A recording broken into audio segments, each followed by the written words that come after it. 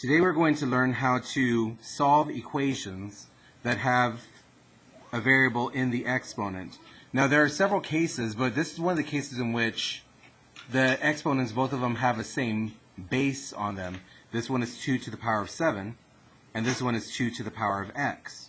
Well, the rule for this is that if we have a base to a power and the same base to another power, then the powers are equal to each other.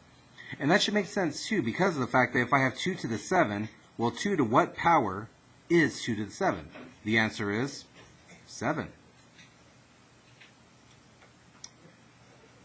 However, algebraically speaking, the way that we deal with this stuff here is that if the bases match exactly, then we can get rid of them and bring down the exponents. Another example is problem number 2.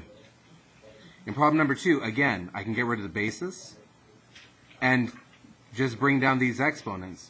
So my equation becomes 2x is equal to 5x plus 9. At which point we can now solve for x. First of all, let's combine like terms. I have a 2x on this side and a 5x on this side over here. I'm going to go ahead and, since this one is positive, I will subtract it from both sides. As we know, 2x minus 5x is negative 3x. Equals, these are gone, so all that's left is 9. And now when I divide both sides by negative 3, x is equal to negative 3.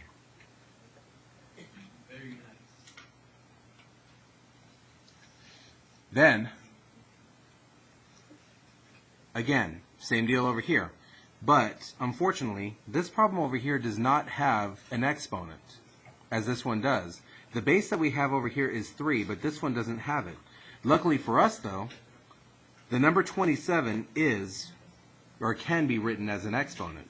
This right here is 3 to the power of 3. 3 cubed is 27. So I'm going to go ahead and just rewrite the equation, but this time, instead of with 27, it'll be 3 to the power of 3.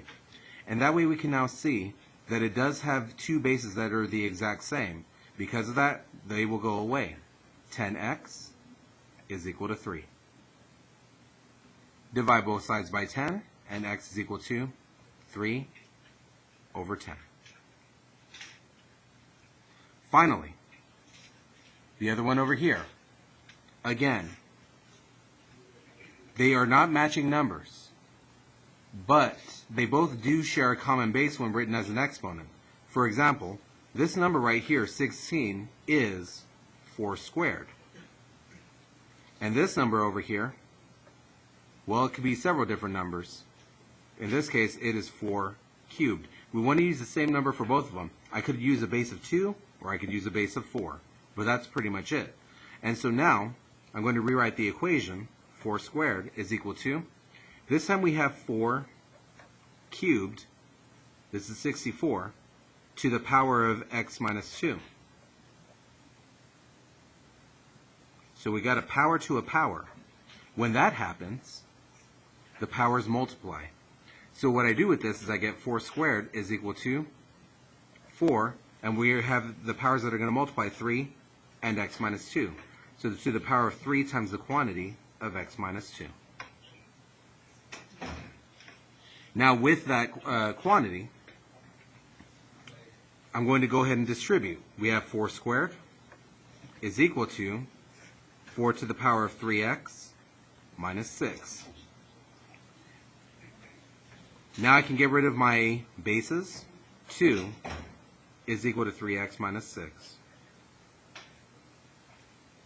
Now finally I need to get x by itself. So since there aren't any x's on this side, I'm not going to move this one, but I'll just go ahead and get rid of this 6. The opposite of negative 6 is positive 6. So add 6 to both sides. 8 is equal to 3x. Therefore x is equal to 8 over 3.